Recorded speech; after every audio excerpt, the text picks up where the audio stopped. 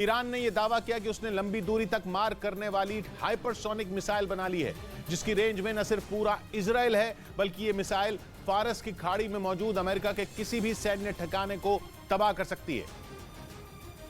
यानी ईरान ने इस हाइपरसोनिक मिसाइल को बनाने का ऐलान करते हुए अपने दो दुश्मन अमेरिका और इजराइल को सीधी धमकी दे दी। इसी मिसाइल के दम पर ईरान के IRGC यानी इस्लामिक रिवॉल्यूशनरी गार्ड कोर के कमांडर आमिर अली हाजीजादे ने यह हुंकार भरी कि अमेरिका को किसी भी सूरत में बख्शा नहीं जाएगा।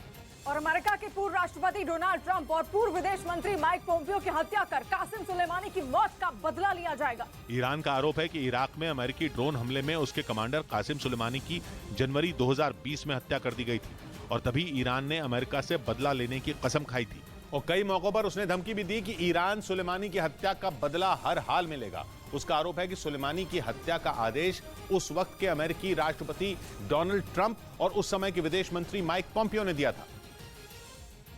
और माना जा रहा है कि कासिम सुलेमानी की हत्या के बाद से ही ईरान अमेरिका से बदला लेने की फिराक में है।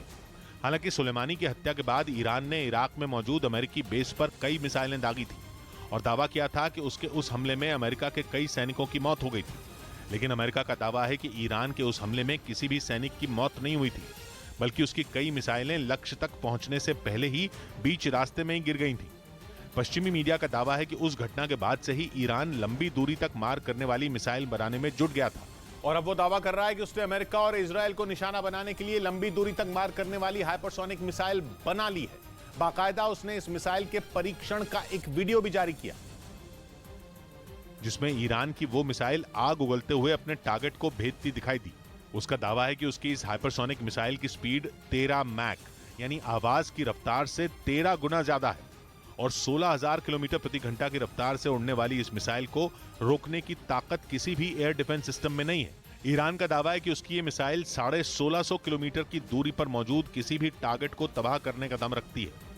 इससे पहले ईरान ने पिछले साल नवंबर में पहली हाइपरसोनिक बैलिस्टिक मिसाइल बनाने का दावा किया था, लेकिन उस वक्त अमेरिका ने उसके दावे को हवा में उड़ा दिया था। हालांकि इस बार ईरान जिस तरह ताल ठोक रहा है उसे हल्के में लेना अमेरिका और इजराइल दोनों को भारी पड़ सकता है।